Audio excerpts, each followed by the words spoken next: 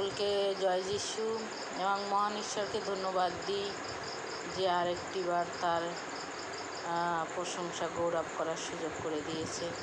তাই মহান ঈশ্বরকে ধন্যবাদ দিই। আজকের আমার বিষয় ক্ষমার বিষয়ে কিছু বলব। আমরা অনেক সময় অনেক মানুষের প্রতি আমরা দুর্ব্যবহার করি এবং আমাদের প্রতিও করে। তো আমরা কি করি, কেউ যদি আমাদের গালাগালি দেয় তো আমরা তার চেয়ে দুটো বেশি দিয়ে তাকে আমরা দাবাতে চেষ্টা করি, তাকে আমরা ছোট করতে চেষ্টা করি। সবসময় দেখি যে ওকে কিভাবে ছোট করা যায়। কেউ যদি একটা চড় মারে তাকে আমরা দুটো মেরে দিই। কেন মারব? কিন্তু আমরা ক্ষমা করি না। আমরা মানে কোনো কিছু আমরা তাড়াতাড়ি আমাদের প্রতি অন্যায়, অত্যাচার এবং অসম্মানীয়জনক কিছু বিষয় আমরা সহ্য করতে পারি না। তো ঈশ্বর বাইবেল কি বলছে? বাইবেল বলছে যে যদি কেউ তোমাকে এক গালে চড় মারে, তুমি আর একটা গাল ফিরিয়ে দাও।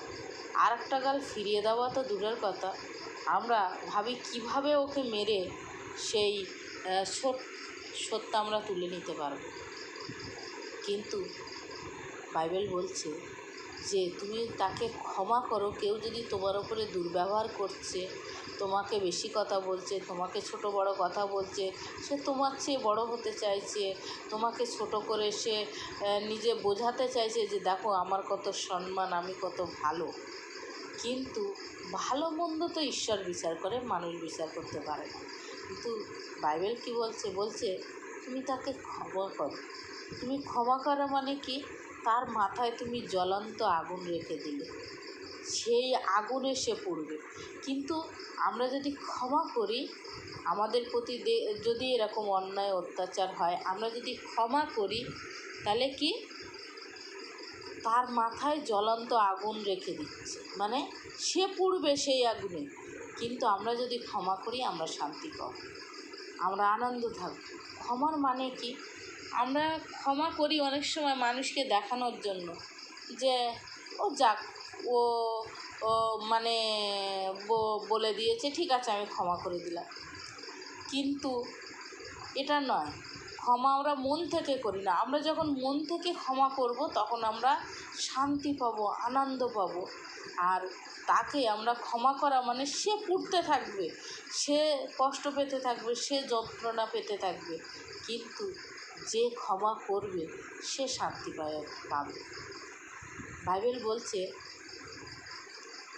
যে যদি তোমাকে কেউ একটা চড় মারে, তুমি তাকে যদি চড় মেরেই দিলে, তাহলে তোমার কিভাবে বিচার হবে? অনেকে বলে ও আগে মেরেছে, আমি পরে মেরেছি। আগে মারা পরে মারা না, মেরেছো তো, বিচার তোমার হয়ে গেছে।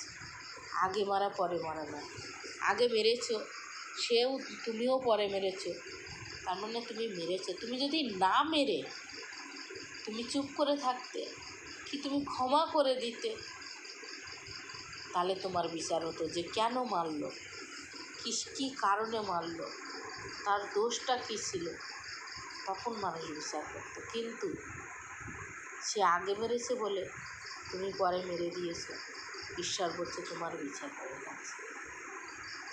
তো আমরা যদি ক্ষমা করি সব কিছুর বিষয়ে, ক্ষমা শুধু মানে কারোর ঋণ হোক, কারোর বেশি কথা হোক, কেউ কাউকে অনেক মানুষ আছে বড় বড় কথা বলে নিজেকে অনেক বড় প্রমাণ করতে চায়, সম্মানীয় ব্যক্তি মানুষের সামনে দেখাতে চায়। কিন্তু না, কেউ কাউকে বেশি কথা বলল, কেউ কাউকে চড় মারল, সম্মানটা তার গেল, যাকে মারল তার নয়। তো আমরা যেন ক্ষমা করতে পারি। আমরা যখন ক্ষমা করব, ঈশ্বর বলছে প্রভু যিশু বলছে যে তুমি ক্ষমা করেছো, তুমি ক্ষমা পাবে আমার কাছে। আমরা জানতে অজান্তে আমরা অনেক পাপ করি, অনেক অন্যায় করি। তো আমরা নিজের অন্যায় দোষ আমরা দেখি না, অন্যেরটা দেখি।